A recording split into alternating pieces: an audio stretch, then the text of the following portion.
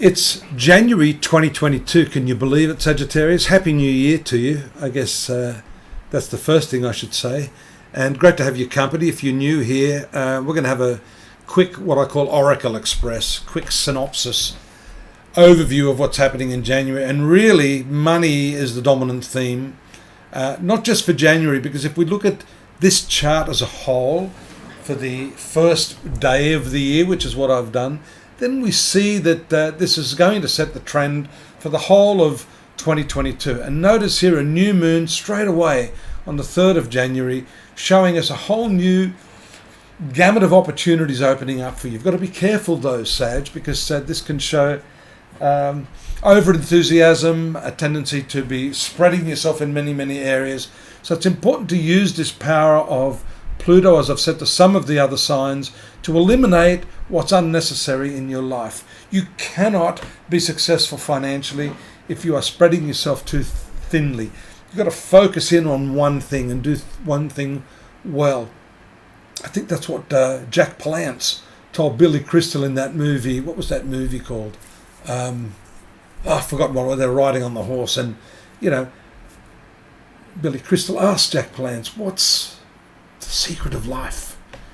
And Jack Palance said, one thing. He said, what do you mean one thing? He said, one thing, doing one thing. And so that, I think, is the secret for you this year as January starts to unfold with that new moon. And also, let's not forget, you've got the retrograde Venus there ruling your 6th house of debts, squaring off those debts, thinking about how you're going to be more financially savvy, how you're going to work on cutting the overhead. You've got to get lean, I think, because although the 2nd house generally has to do with earning more, getting a pay rise, maybe increasing the different avenues through which you can earn money, this retrograde Venus here ruling your 6th house shows that cutting back expenses.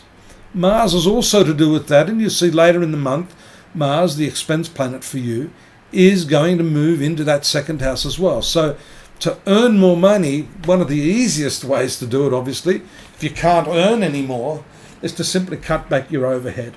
And I think that's lesson number 1 for you this year.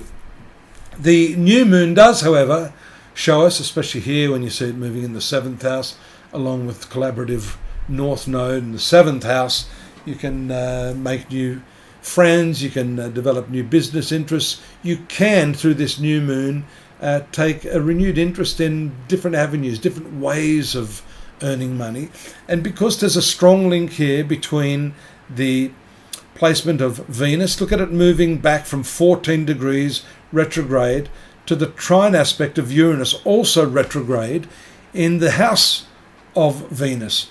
So there's a strong link between the 2nd house, the rulers of the 6th house, and that Uranus, which is a progressive planet there in the house of Venus. So you will be looking to somehow progressively work on ways to cut back those costs. Now there's a full moon taking place there right on the 18th in the 8th house. That's the shared resources, that's the shared finances, that's the money you've invested.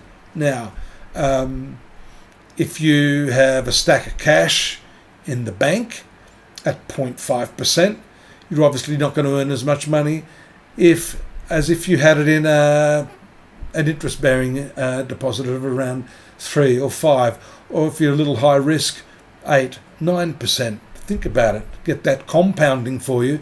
That's when you start to see the benefit of that retrograde Venus in your 2nd house. Now, I haven't talked a lot about your relationships ruled by Mercury here, retrograde also in the 3rd house, moving very, very quickly back to the 2nd house. So there's also a link between your primary relationships, your spouse, your de facto, the person you love, and the way you deal with your finances. And as you notice, Mercury there moves into this sector a little bit after Mars.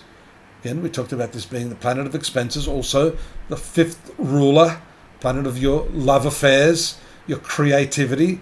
It all seems to be pointing to money, money, money, money, money, doesn't it, this month? There's Mercury moving in on the 27th of January, retrograde, And that's going to tie in your relationship with the way you're managing money. And another thing, the close proximity of Pluto shows that you and your partner are going to have to really perhaps even destroy some of the habits that you've had together. Perhaps part of your spending problems have been as a result of your partner. You know, they say a recovering heroin addict or alcoholic should never ever hang out with an alcoholic, even a recovering one or recovering drug addict, because then that's just going to be something that drags them both down. That's the problem here, the habits that you've developed with your partner. Notice also on the 29th, you've got that forward motion of Venus. Now that's good, because right at the tail end of the month, it describes to us your ability to somehow start to see clarity, see the light at the end of the tunnel, gain an understanding of all of the things I've just been talking about. And I know I've focused a lot primarily on your finances, but that's where all the energy is pointing this month.